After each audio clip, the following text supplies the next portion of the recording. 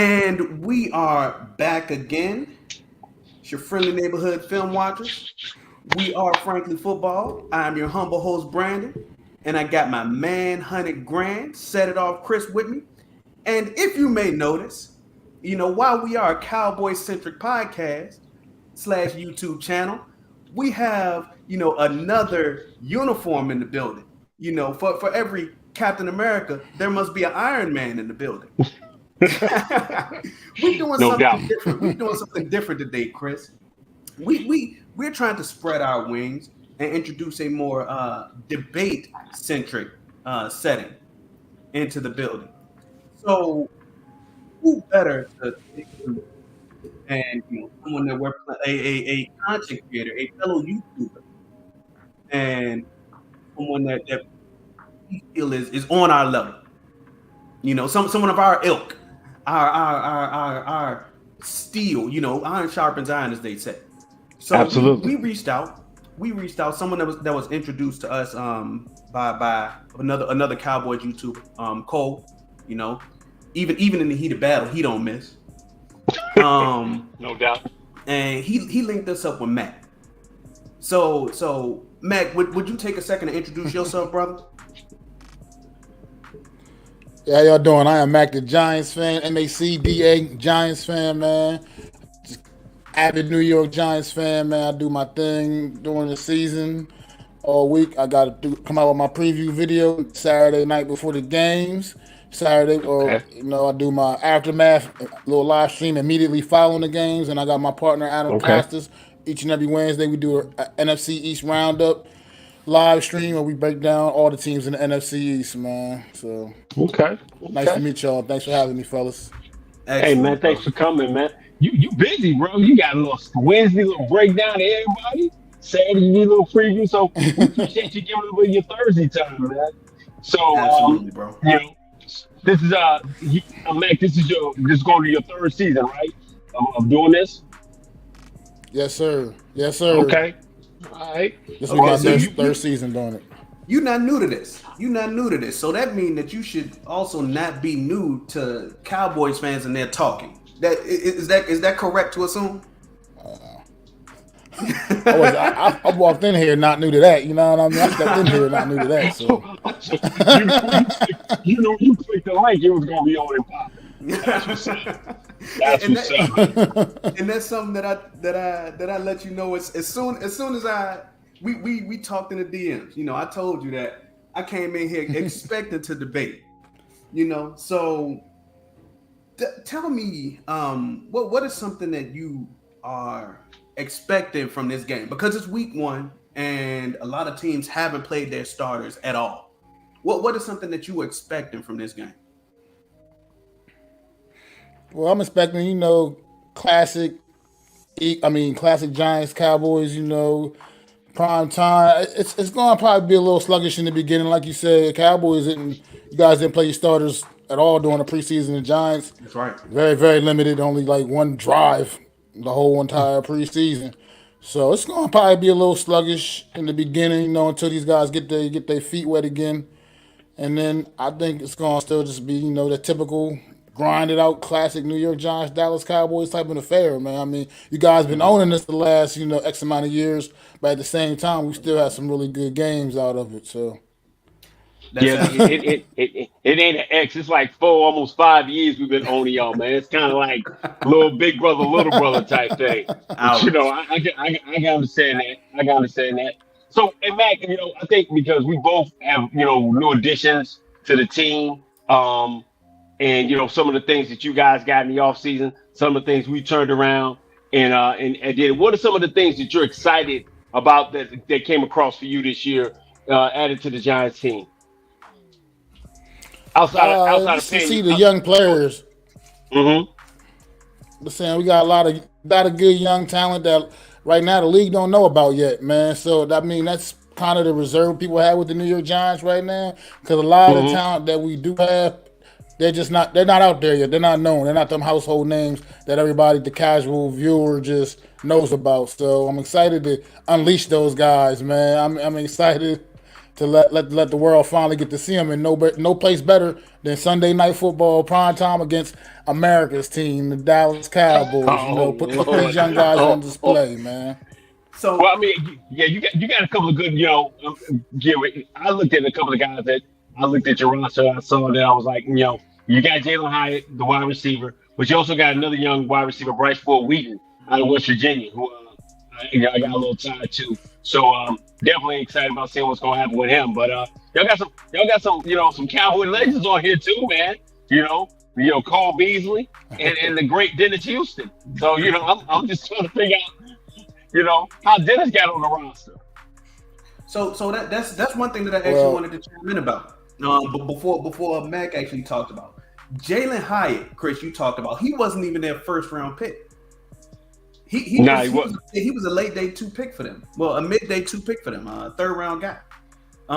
So it's really interesting when he's not your quote unquote premier pick, and he's making the most noise. So Mac, who's the guy that's gonna be making the noise that's not really heavily talked about? Fill us in.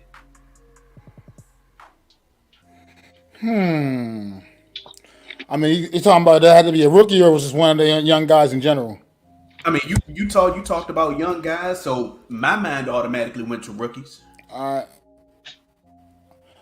mean, as far as a rookie, we got okay. I mean, I can go with the rookie. We got some good rookies too. Got a young man named Mr. Trey Hawkins, 6th round draft pick. Then played his way to a starting spot through training camp. A 6th round draft pick out of Old Dominion, from a small school.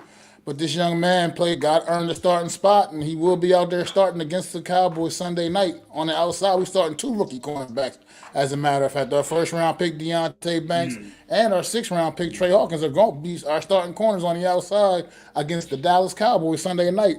Ain't a lot of teams got the cojones to do that, to pull a move like that, especially going against a wide receiving group like the Dallas Cowboys is going to be rolling out there.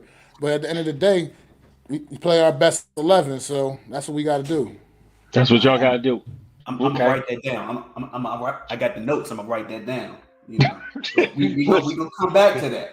You said cojones. We gonna test those cojones, man. We gonna test those cojones. Okay, So cojones. you actually Let's rank see. cojones that. Mhm. Well, so you excited about your DBs. Anything else to your team that you're super excited about going into the season? I'm excited about testing our offensive line against a Mm. great Dallas front, man. I'm Because right really now, excited that's about that. probably one of I would say that's probably my personal biggest question mark about this team. I know we have other issues obviously across along the way, but this O line to me is still that's still the one position group that worries me a little bit the most because I'm still not 100% sure where they really are, and I think it's going to be a good test to find out. Obviously, against the Dallas Cowboys, as in week 3 last year on Monday Night Football, our offensive line got absolutely trashed by Dallas Cowboys. It wasn't much better on Thanksgiving game either. And this is a good test to see where this all offensive line stacks up. We got an all-pro left tackle, Andrew Thomas. I ain't All worried about world. that obviously, Oh, but no, no, no, no, all we world. got a right tackle that's got something to prove. And I was gonna say Dexter Lawrence by accident, and Evan Neal. Yeah, And then we got absolutely. our guards are still kind of dicey, and we got a 2nd round draft pick, John Michael Smith at center, that's had a really really great camp that I'm excited to Excellent, see. sir. So I'm just Excellent curious prospect. where they where they stack up, man. Um, so here's one guy. Well, he's not necessarily a young guy, but he's an acquisition of y'all's. So I'm not one to normally big up a divisional opponent, right? But I think that Darren Waller has shown that he's a big improvement to y'all team. A very Oh, huge. he's a net positive to y'all team. And with him having, turned his life around because he's a guy who's battled things like addiction, depression and things like that. With him having turned his life around, I think that he's a huge net positive to y'all team. Um, so I think that he's going to be a guy who could be an X factor. If we're talking about the Giants offense and what it could be, against the Cowboys defense. Matt, you talked about the Giants offensive line versus the Cowboys defensive line. In that first game, DeMarcus Lawrence went off for 3 sacks. Micah Parsons on that opposite end. What is going to be the answer for those two guys on the end, alongside Jonathan Hankins, who wasn't even on the Cowboys team in that first game? I mean, I guess honestly, I don't really have a real answer for that. I mean, just gotta wait and see, man. It's gotta see. Like I said, I'm not concerned with Andrew Thomas's ability. I mean, Michael Parsons is amazing. He's great. The other day, I picked him to be Defensive Player of the Year. I believe. I definitely believe in the talent of number 11. I definitely believe in the talent of number 11. He's gonna get his regardless, no matter what. But at the end of the day, it comes down to Evan Neal, man. He can hold up on his side of things, man, because I know as great as Michael Parsons is, Andrew Thomas is going to still win some of those battles, regardless, because he's also that great. They're two of the premier prospects in the league on opposite sides of the ball. Evan Neal kind of is that wild card. Because he's the one that got destroyed. When I say that our O-line got destroyed in that game, it was mostly Evan Neal getting destroyed in that game. So Evan was serving it up. It's really got to see this kid take another step. Next, you mentioned, I mentioned, Jalen Hyatt on the Giants offense. Do you think Jalen Hyatt and is it going to be Paris Campbell on the outside, or is it going to be Darius Slayton? Who's going to be the other outside guy? It's going to be, I mean, it's right now on the depth chart. Darius Slayton is on the outside. Got Darius Slayton on the outside. You actually got the kid Isaiah Hodgins on the outside. It's one of those younger names that a lot of people don't know. And then, Jalen Hyatt right now is not even technically a starter. He's going to kind of, but he's obviously going to be in the mix. That's the beauty about the I'm personally about the New York Giants. Because of how dynamic. I mean, right now, that's what I'm saying. He's going to be a factor. But right now, the thing with the New York Giants is right now, we don't really have a legit number one wide receiver per se. So the guys are going to kind of just be, seeing who steps up and emerges, basically, pretty much. And it could be Jalen Hyatt. We'll find out. But right now, as far as the depth chart goes, he's not even technically the starting guy right now. But he'll be out there, I'm sure, getting plenty of snaps, be a part of the game plan, obviously. He definitely has a skill set that he brings to the table. His speed, he has track like Olympic speed, and hopefully that comes into play, man, and opens up things for other people, man. Okay, so I guess regardless of who the guys are, who those two guys are, do you think that they will be able to create separation from Diggs and Gilmore when combined with Daniel Jones being under duress with the D-line situation, D-line versus O-line situation, excuse me? Well, and this may be my last offensive question, unless Chris has some more. Oh, I got a few. I got quite a few. I'm going to say Isaiah Hodgins, he's kind of new. He's kind of new to this. I mean, he came on late last year for the New York Giants. They got him off the Buffalo Bills practice squad late in the season.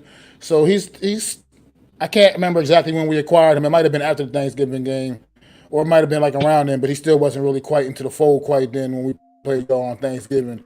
Now, Darius Slayton, he's a vet. He came in the league the same year as Daniel Jones. They've been together the entire time, their entire careers. So he's been out there with the Cowboys. Had a spectacular touchdown. Was it a touchdown catch, or was it a big first down catch against the Cowboys on Thanksgiving last year? As a matter of fact, down the sideline, great coverage. Went up there and grabbed it. Went up there and got it, man. I mean, he's been a little inconsistent with his hands, but he has the ability to get open. He's kind of a speed guy too. So he knows what he's got to do. He brings to the table, and once again, like I said, he's a veteran that he's going to win some. He's going to lose some too. He's not one of the premier receivers in the league. He's no CD Lamb, you know what I mean? But at the end of the day, he's a solid guy that's put that work in throughout his career enough. I mean, he's about a 700 yards a season kind of guy. You know, he's going to get his few touchdowns here and there. Yeah, 8 touchdowns rookie season, as a matter of fact, back in 2019 when he was a rookie. So Yeah. I think Darius Slayton, he has that veteran savvy that he'll have that ability to win on some routes. Plus, with a guy like Darren Waller out there, that just changes the whole dynamic of everything. The way you guys are going to have to defend us as a whole, whereas opposed, you can't just lock in on a Darius Slayton and that gives him more of an ability to make some plays. And but before you ask your question, Chris, I mentioned Darren Waller earlier. Excuse me. One of the main reasons that I believe that he's going to be such a factor is because of the state of the Cowboys linebacker room. I'm on record of saying that the Cowboys linebacker room is, weak at depth. They're going to, well, they've already transitioned to safety to linebacker, and we play a lot of our safeties down low. But the linebackers in general are lacking, for lack of a better word. So that could potentially leave the middle of the field wide open for the tight ends. And Mac, those are his thoughts all on his own. Being that we poured this on him, he on record. I'm on record. I don't believe none of that he just said about my linebacker. I'm on record. I just don't want you to think like, yeah, he think the same way. No, I do. I'm gonna let him finish. Look, that's the beauty of it. We might be partners and co-workers, but we can disagree at times, and that's cool. Absolutely, we strongly disagree on that. But go ahead and finish what you were talking about with Waller, because I think we're talking about everyone else except we're not talking about the guy who stirs the drink to this thing, and it's Mr. Saquon Barkley. So my question is, with Saquon getting his money and coming back to this year with this season, what do you expect from Saquon this year, Mac? Huge year. He's coming with a chip on his shoulder. And he's going to be out there and prove a point, not just for himself, but for running backs around the league, man. I mean, your guy Tony Pollard also had to deal with that franchise tag thing this offseason. I mean, he's making a statement for running backs in general, man. Like, I think, and he's gonna let you know running backs deserve to get their money too, man. They out there putting that work in just like everybody else. You can throw this money at everybody else. Every other position gets paid. Don't try to lowball the guys that's getting hit and beat up and bruised up and putting their bodies on the line like the way running backs do in this league, man. So I think he's gonna go out there and have a big season. I don't think that he needed to play in the preseason. You know what Saquon Barkley is. You know exactly what he brings to the table. It ain't no point in putting his body through anything extra in the preseason. You know what I mean? You know exactly what you got in Saquon Barkley, and you got a guy that's going to go get it. Got it. So since we know what Saquon is, he ain't got to play in the preseason. You know what he brings to the table. But we also know what Daniel Jones brings to the table. And your man John Jones said he's the GOAT. I'm not sure which GOAT he's talking about. Billy GOAT, Curry GOAT. Yeah, Curry GOAT. My wife Trinity, I'm used to that. Oh yeah, or the F1 GOAT. I'm not sure who he's supposed to be. But my question to you is, how much faith you got in Daniel Jones? Because with the coaching of Brian Daboll, I think they maximize who he can be. I don't think he has a Super Saiyan kick to his game. So what are you expecting this year? Because if I put 8-9 to the boxes and shut down Saquon, do you believe? Now I'm gonna get closer so you can see me. Do you believe Daniel Jones can beat somebody? I'm gonna just fall back on. Absolutely. Let me know, man. Absolutely. I said absolutely, Daniel Jones. Let me tell you about Daniel Jones, man. This kid finally has a group of weapons around him that look like an NFL weapons, guys that he can actually work with. This is the first time in his career, and people say it's excuses, but it's not excuses when it's the truth. This guy has played with basically virtually nothing at the receiver position his entire career. Virtually nothing. I mean, Sterling Shepard's been injured he gets injured every year. So, like I told you, Darius Slayton he's an average guy, but that's what he is. I mean, it is what it is. He's a number 3 receiver that we were masquerading as a number 1 receiver for a couple of years. That's just not gonna work. I mean, last year our leading receiver was Richie James. Is he even on a roster anymore? I'm not sure if he's still out in Kansas City. That's where he went to. I'm not sure if he made their team or not. I don't follow other squads that closely like that. So No. I this is don't know if what I'm he's talking out about. there. Like the best. Yeah. Okay, I'm gonna let you finish though. Go give it to me. I was gonna say the best receiver Daniel Jones. The best receiver Daniel Jones has really had consistently to throw the football to was his first season his rookie season when he had Golden Tate on the roster. Who even Golden Tate is just like, especially at that point, was just a pretty regular guy, nothing special. That's what I mean. People gotta look at the whole thing with Daniel Jones. Daniel Jones, he's actually throws a nice ball. He's played behind a terrible O line his whole entire career. Saquon Barkley has been the only real legitimate help this kid's had. So now you got some competent receivers. Darren Waller is an absolute game changer for this offense, like I said, because it just opens up things you can do, and then with the speed out there on the outside with our receivers, because it's not just Jalen Hyatt with the speed. Our whole receiver room is a speedy bunch of guys, man. So it's like like a track team out there now. Paris Campbell, Jalen Hyatt, like I said, Darius Slayton. These kids can burn, man. And now he's like I said, he's just got a competent group of guys that can actually catch the football, make some plays. And as long as that's why I'm so concerned about the O line, because that's my main concern. As long as they can hold up, you're gonna see Daniel Jones live up to that nickname finally, Danny Dimes, man. You're gonna see him out there dropping dimes, man, because the kid has more arm talent than people even give him credit for. He's definitely become smarter with the football, cut back on the turnovers, and things of that such. And we already know what he can do with his legs as well. So I think he has the potential to go out there and really have a career season, because now he's got guys that can make plays. And for Saquon, go back to Saquon Barkley for a minute. Defenses can't just load the box up on Saquon Barkley no more, because you got receivers out there that need to be respected, that you got to actually show some respect to. Giants ain't had that in a few years. So, like I said, pretty much since like a Golden Tate of all guys that keep bringing up. But it's going to make a difference on this offense. If that O-line can hold up, if they can be middle of the pack, they don't have to be a top 5 O-line. If they can be just a middle of the pack O-line, not back in the bottom of the league like they have been for the last like 10 years. They could be like just in the middle and just hold up good enough. You're going to see Daniel Jones doing some special things this year. Well, the lunatic said something, and just to clarify, my man John said, good player of all time. Okay, I give you that. We call it the hall over here. We call the hall of very, very good. I think he's in the hallway. I don't know about him being good, but that's your guy. I understand what you're saying, though, man. I really do. I think what you were saying about him having confident receivers, he did have a Kadarius Toney, who's a Super Bowl champion. He got a Richie James, who's a guy that you said was the speediest guy you had. Y'all did have a big time receiver that y'all got from somewhere, but he never made no play. He didn't make a lot of plays, so his name doesn't come to mind. But you mean Mr. One Touchdown, Kenny Galladay? Yeah. Yeah. My memory. You was gonna tell me. I knew you was gonna remember because y'all paid him. But yeah, so y'all had some different challenges. But I think going back to what you said, more important, you got Waller who can challenge the middle of the field. But we got a J-Ron Curse, and J-Ron Curse is an absolute blanket when it comes to defending in the middle of the field for tight ends. But that is going to be a battle.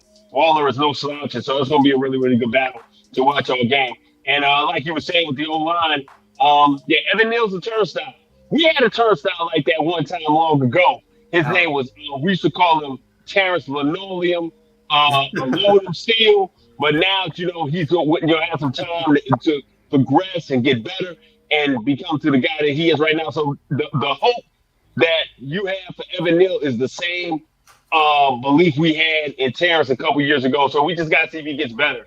And no better time to come out and find out against a savvy veteran like DeMarcus Lawrence, as well as the pass rush the Cowboys has to offer. So that's dealing with your offense. Yo, man, let's talk about that defense, man, and Tricky Wake, man. What you feel about that dude, man?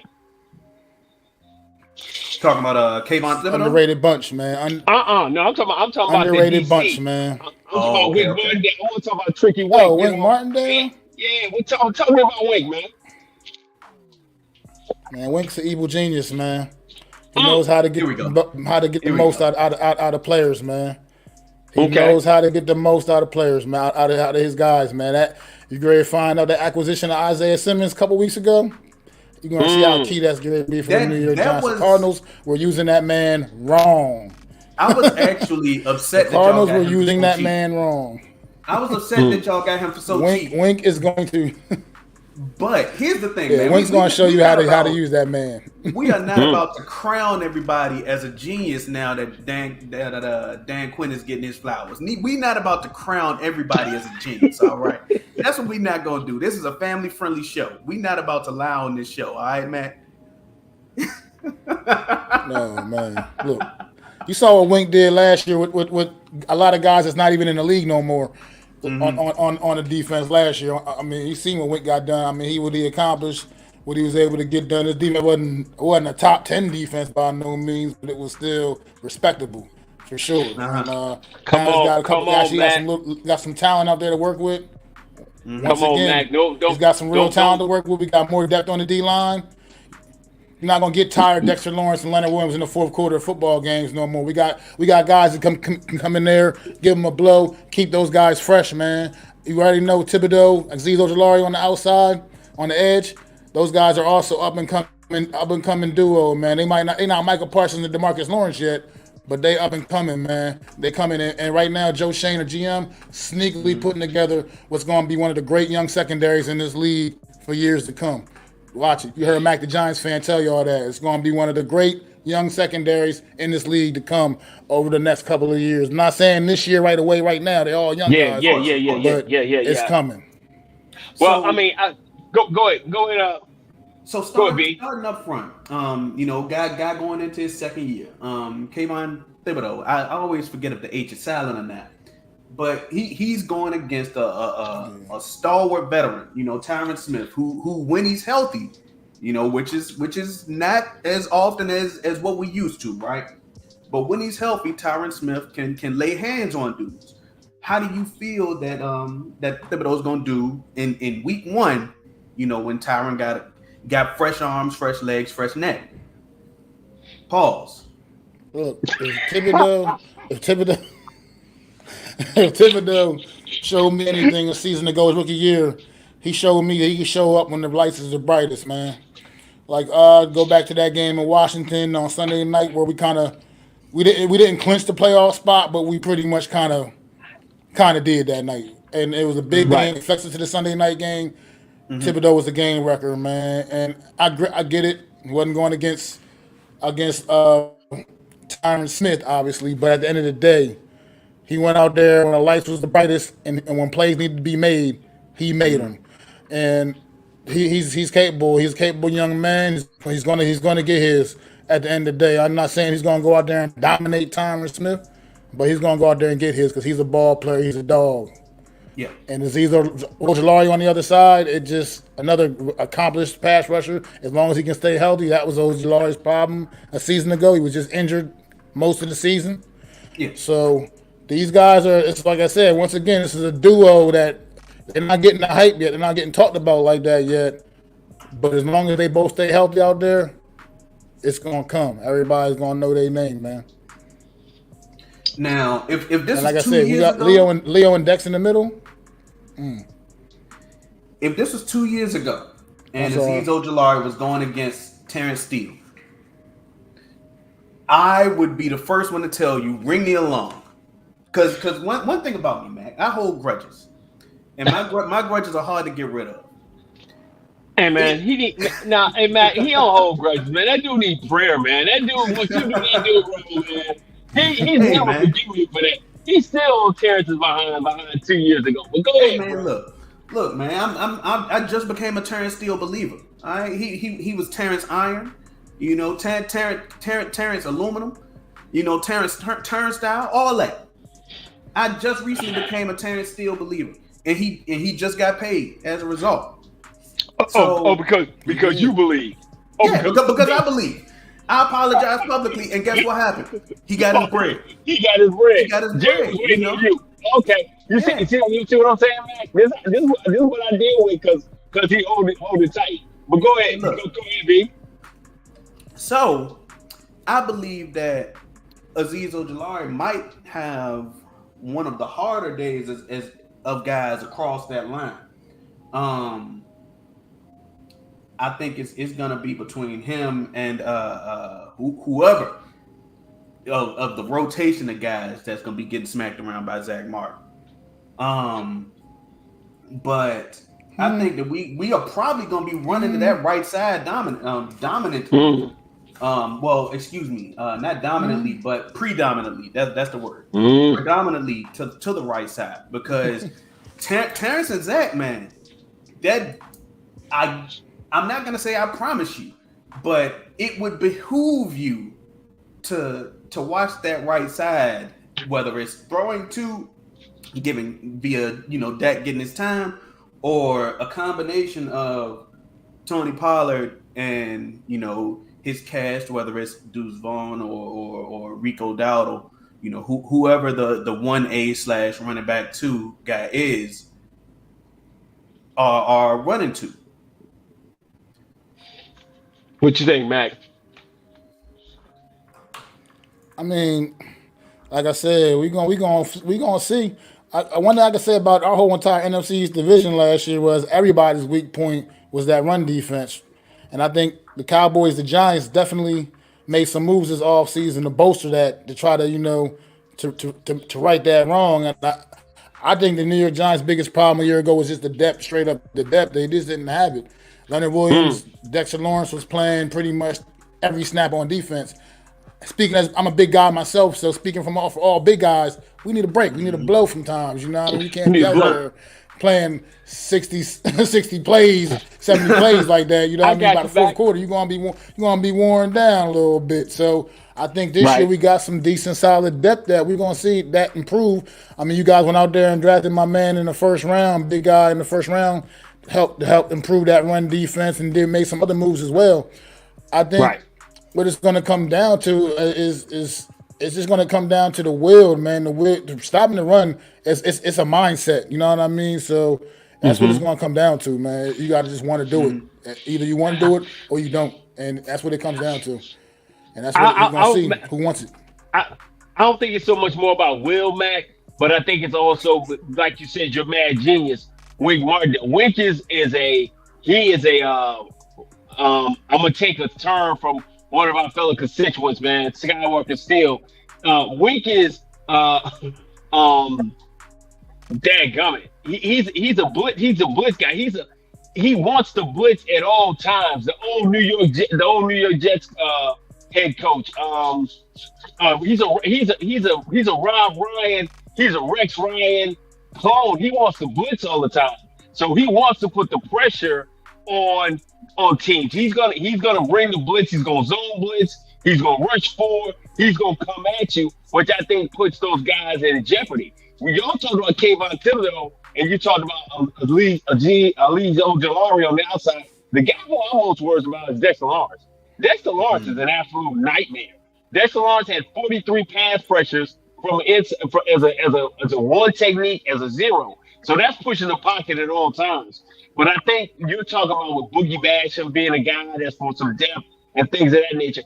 I don't think if Wink doesn't change his mindset on how much he wants to rush and trust your linebackers, because as Brandon talks about our linebackers being weak, I think your weakest part of your team is your linebackers.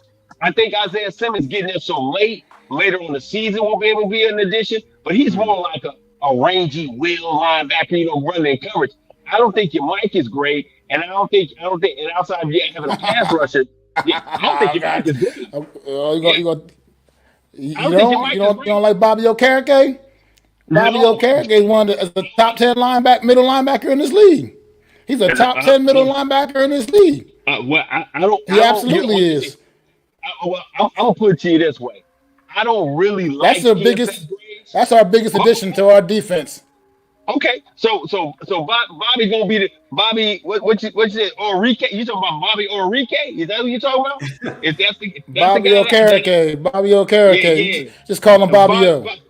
Bobby Karaoke. Whatever he is, he gonna have his hands full Sunday night, because that's the week. That's the guy when Rain Dakota comes to the line. He's trying to find out where he's at, because I think that's your biggest issue. If y'all can't get there with pressure with 4, or even if you send 5, then you put your 6th round, corner who's a rookie, okay? Not knocking anybody who makes it to the league without question, but you putting him out on a Brandon Cooks who's a speed demon. You're going out against CeeDee Lamb, who's a top man, let's say top 7, top 5, top 7 wide receiver in the league, and that putting him out on the island like that, that's hard. And you're going against a guy who's the best guy in the league or one of the top guys in the league against the blitz. So, I think Wink's gonna have to be a little patient this time. I don't think he can be, footloose and fancy free. He ain't rushing Kirk. He ain't rushing Kirk Cousins Sunday night. He rushing Ray Dakota Prescott. And I think that might be the death wish of you guys. Plus, y'all doing really good against the run. Okay. Go ahead, I'm listening. I think the beauty of what Wink brings to the table as a coordinator is you don't know where those blitzes is coming from. He's sending them from all over the place, man. You don't know if it's going to be Xavier McKinney from the safety spot. You don't know if it's going to be Dane Belton from the safety spot. You don't know if it's going to be Isaiah Simmons from anywhere on the damn field. That's the beauty of what Wink Martindale brings to the table. Well, I mean, he's got a new little chess piece with Isaiah.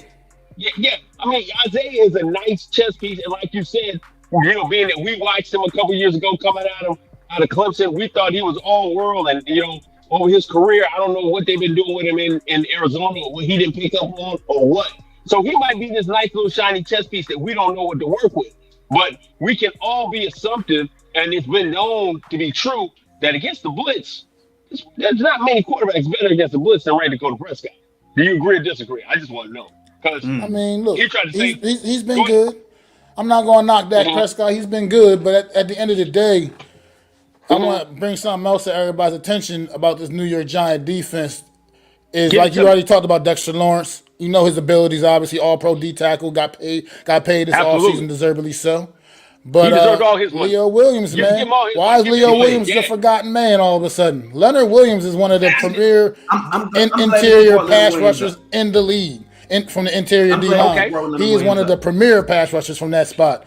And it'll be a lot, like I said, have a chance to be a lot fresher this season during games, hopefully, with the rotation with a better rotation of guys out there.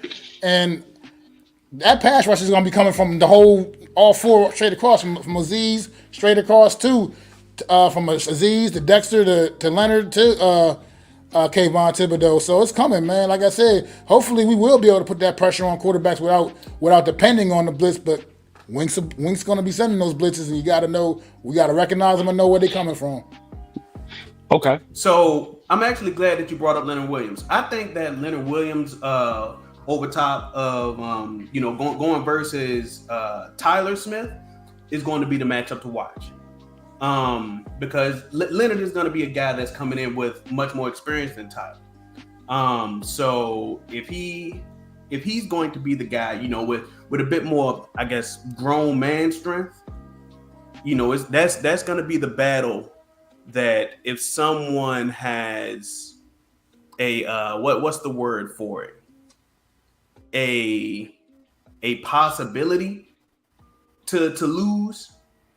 That would be the battle that I would watch. Is Leonard Williams if he is lined up against Tyler Smith? Yeah, I'm not. No, what? That mean angry young strong brute over here, man. Listen. I think Leonard Williams is kind of like he slept on, Mac. I'll give you that. Leonard's a guy who's kind of maybe slept on. People haven't, because he hasn't been the guy he was when he was with the Jets. With the Jets. That he's been with the Giants. The year before he was, last year I think he was kind of down. And like you said, he probably was taking too many reps. I'm just not. I think when you go across the line, when you're looking at lines where you got questions about Evan Neal, I think our biggest question is with him, is with not with Tyron Smith, because Tyron is usually, when he's healthy, he's Thanos the first 6, 7, 8 games. If we can get the first 4 games out of Tyron, that's when he's Thanos. Now he kind of loses who he is as his time goes on, but we're hoping he's at his healthiest he's been in his whole career type thing at the beginning of the season. Tyler Smith with the hamstring, that might be an issue, but we probably got some backup guys, rookies that we're gonna probably put in there. Maybe an Austin Richards, maybe a TJ Bass. That may be a chance where with experience and with strength, that I can see that. But if Tyler Smith is out there playing every snap, no, man, I think that's a wash. I don't think Tyler Smith whips Leonard Williams whips Tyler Smith, because that Tyler Smith's best position is left guard. He can play left tackle, but he's better at left guard. So Yeah, I think absolutely, that's a watch. absolutely. I'm penciling in Tyler at left guard. I believe that Leonard Williams is going to be lined up over him. Why that left guard due to Thibodeau taking on Tyron Smith. There we go. Jesus. Yeah. So I think that Leonard Williams is going to be taking on Tyler Smith, and that's going to be the battle that I believe would be the battle to watch on the O line versus D line. Man, I am looking at wherever Dexter Lawrence is lined up. Mm-hmm. If he's going against Tyler Biotish, that's going to be a fist fight. But Tyler going to need some help because Dexter is a handful. Dexter is a premier defensive tackle in this league, an absolute monster. But, like the lunatic said, man, the one thing that, Wink ain't got to worry about, he ain't got to worry about full curls. If he think we getting, running full curls or full verticals and not attacking the middle of the field, that's why Bobby... Give me my man's last name because I don't want to disrespect him because his daddy got it. What's the middle linebacker's name again? Say it one more time. Okereke. Bobby Okereke. Okay, Okereke. Yeah. Bobby Okereke. I'm penciling my TV and looking at Bobby Okereke because he's going to have to play the middle of the field. In years past, when they've had to face the Cowboys, Kellen Moore don't even like the middle of the field. If it ain't on the outside or some annex of New Mexico type play, he don't want to run it. I think we're going to definitely challenge the middle of the field this year with our tight end, with Jake Ferguson and Luke Schoolmaker and things of that nature, which will make those guys be in coverage. So, it's a good test, man. Well, especially if it's a good test. It's a good test for your linebackers because I definitely think. Go ahead. I was gonna say part of the reason why he was brought in, why they were so interested in him. We played the Colts last year, late in the season. The Giants did. Right. Bobby Okereke had like about 17 tackles in that game, I believe. He's a tackling machine. He's gotten over 100 tackles for the last however many years of his career, like at least I think 4 or 5 years straight now. He's been over the 100 tackle mark. But one of the main reasons we brought him in was because not only is he a tackling machine, a linebacker that's a sure tackler, he's also not a liability in coverage. So he has that ability. He's one of the better coverage linebackers as well, middle linebackers as well. So he can go out there and run with some of these running backs and tight ends a little bit if you need him to do that when you need him to do that. Right. So that's part of the reason why he was also brought in because the guys we had a year ago.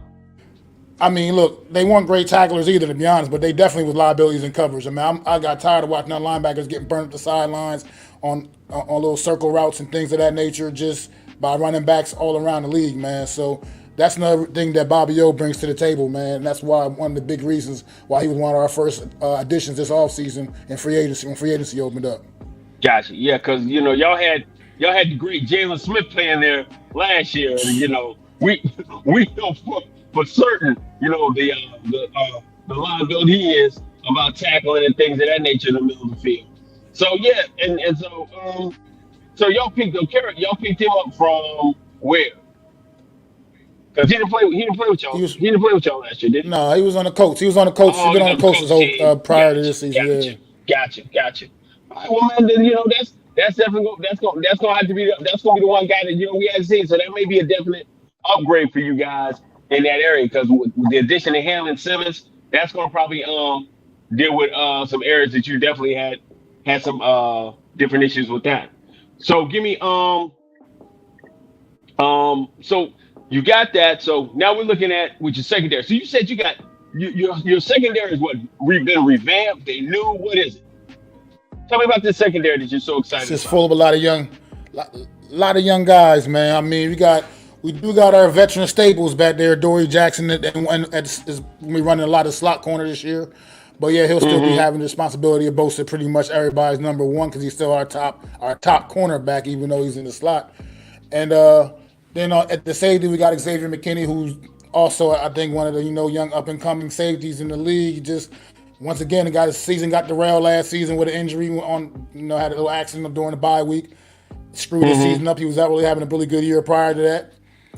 Yeah, and his ability. I mean, people around the league know Xavier McKinney's ability. You just got to stay healthy and put it all together for a whole season, man.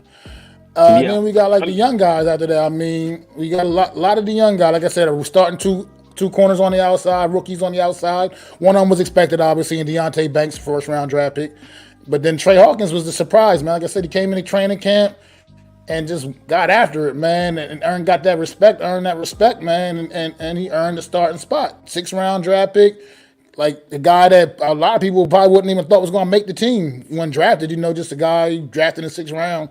You don't expect those guys to come out and make the team, let alone win a starting spot. So, I mean, they're going to take. I said they're going to take their lumps, but at the end of the day, I believe in Wink's vision, and I believe in if Wink is comfortable putting them out there, then I believe in what that man's doing, man. And that safety position, we got a guy, Jason Pinnock. A lot of people not talking about this kid either. A young safety, man. This kid he's just has a nose for the football.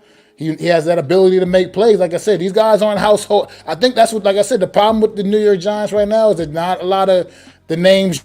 We don't have the CeeDee Lamb type of guys, the Brandon Cooks, the Dak Prescotts, the names that everybody that's synonymous with around the league with everybody. But these guys get an opportunity to go out there and show you who they are. And I've had my eyes on them, and I know who a lot of who these guys are. And we get to see where we stack up Sunday night against you guys on Sunday night in prime time.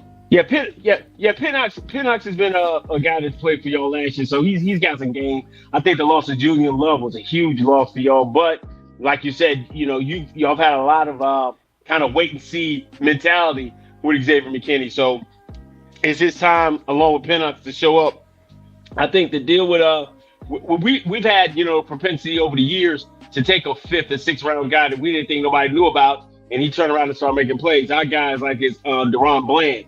He's a 5th round guy for us, plays in the slot. Huge addition to the defense. Made it to the point we could get rid of a 2nd round draft pick and feel like it was no big deal. So I think that's it. I think the addition of like you said, your middle linebacker as well as Isaiah Simmons is probably going to be a new wrinkle to this thing, because that's been your biggest issue, not being able to tackle well in the run game and have a coverage guy. So big kudos for them making those additions. And if they can't get there with 4, and if Wink kind of times out his blitzes, it's going to be, like you say, a classic Cowboys Giants NFC battle game.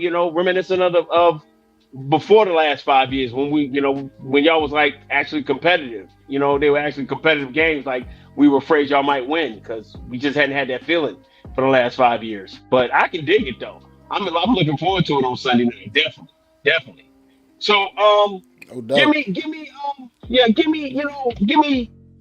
right now. Give me what your outside your overview link of the Giants are. Do you think you guys will repeat this, get into the playoffs? Because every year a third of the playoff teams kind of fall off. So do you think it's like we can get 3, maybe 4 teams into 3 or 4 teams into the playoffs, or what you thinking? I think we do have a really legit opportunity to make the playoffs, because this New York Giant team got significantly better last year. A year ago, this team clearly overachieved a year ago. They overachieved. They still finished with 9 wins, got into the playoffs, won a playoff game on the road. People can try to downplay it all they want, talking about it was against the Minnesota Vikings. Minnesota was 13-4 a year ago. I don't care. 13-4 is 13-4. I don't want to hear that they was the worst 13-4 team ever. That's nonsense to me. Like my man, the great Bill Parcells said, you are what your record says you are. And that record said they was 13-4. We went to their house in the playoffs and we beat them with the roster that we had. And sure, we got dogged the following week by the Eagles. Obviously, that was a team that we just clearly didn't match up to any way, shape, or form. But it is what it is. Like I said, we had guys that were on our team last year in that playoff game that's not even in the NFL anymore. They're not even in the league. Nobody wants them. They're not even on anybody's team. Kenny Golladay is still unemployed right now by the NFL. He's on nobody's roster. Nobody wants this guy that we paid $17 million to a couple of years ago to come in, supposed to be our top lead dog, and this man scored 1 touchdown in 2 years for the New York Football Giants. So, look, we had a bunch of guys that are bagging groceries right now, man. Straight like that, they bagging groceries. Bro. I don't think they bagging no groceries. Now, 17 million. I don't care what you say. Ain't nobody bagging no groceries now. They ain't in no soup line now, dadgummit. You know what I'm saying? Now, but currently, I'm they right just now saying. get paid by the NFL. I give you that. So, I can understand that. I totally understand it. You want to get your wins where you can get them at, no matter who it is. I just don't think sleep. I don't. Okay, 9 wins is a lot.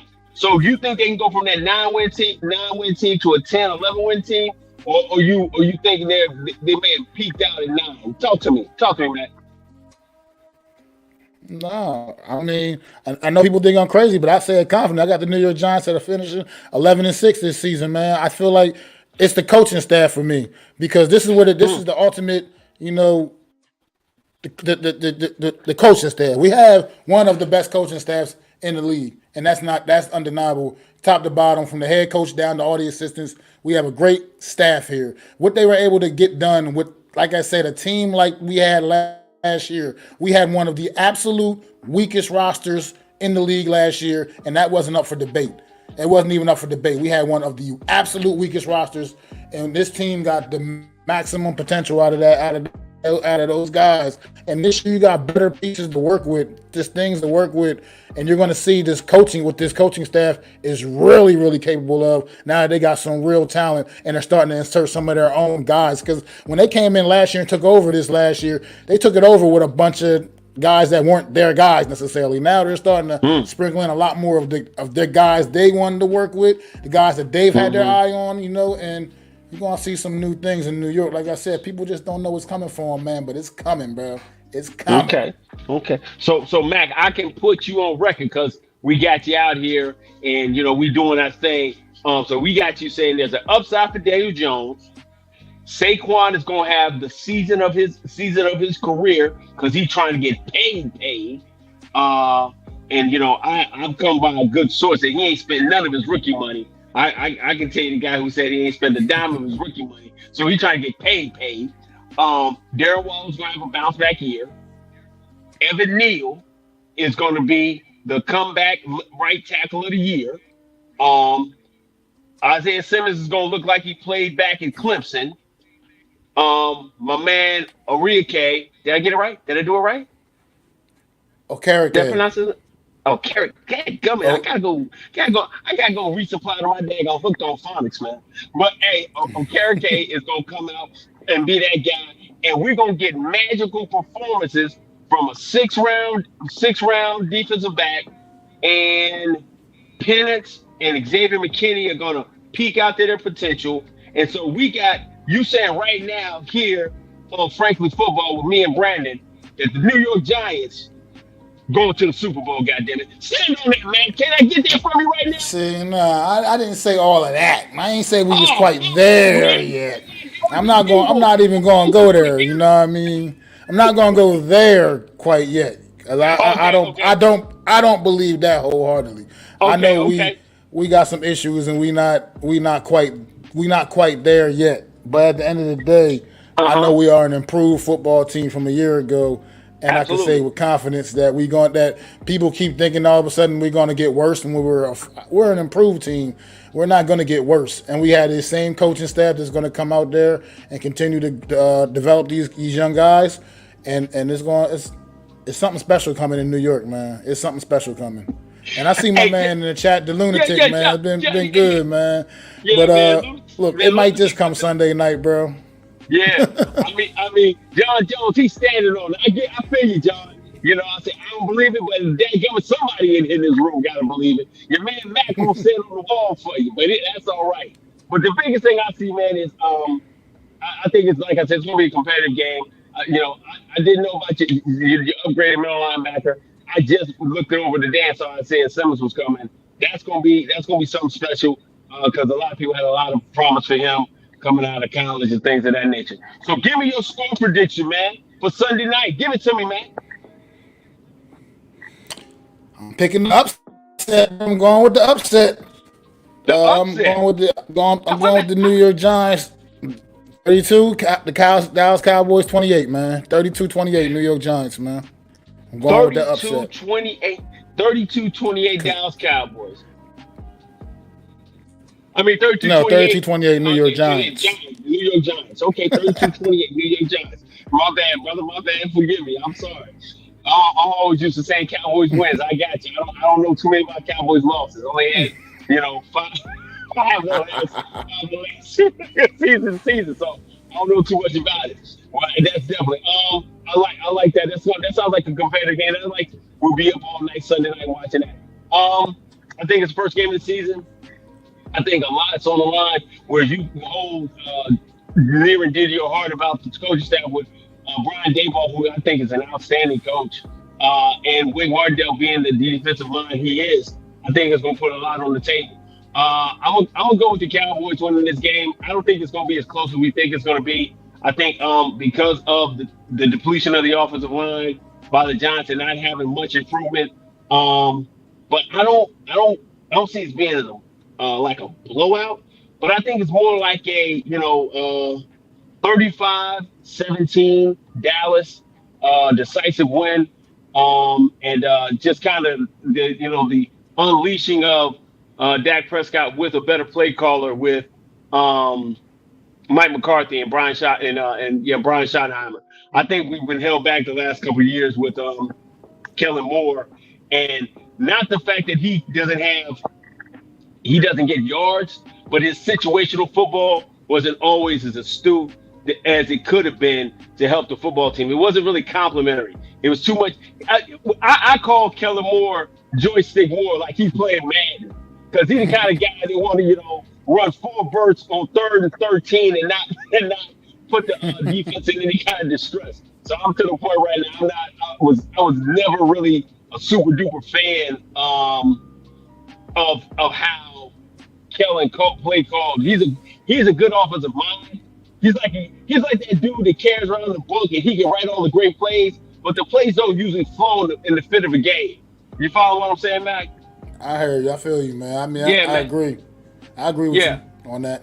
Yeah, because I saw Daboll, pick and choose his spots last year and kind of use Daniel where it made because if you look at Daniel Jones's numbers, he looks like one of the most effective quarterbacks in the NFL.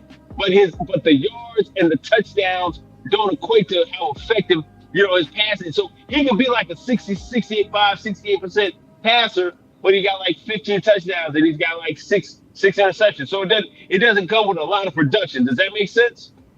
It does, but I think the reality is, like I said, when you watch the tape and watch and see the things Daniel Jones is capable of doing, and then you watch like I said, it's the supporting cast, man. They just ain't been there. It hasn't been consistent.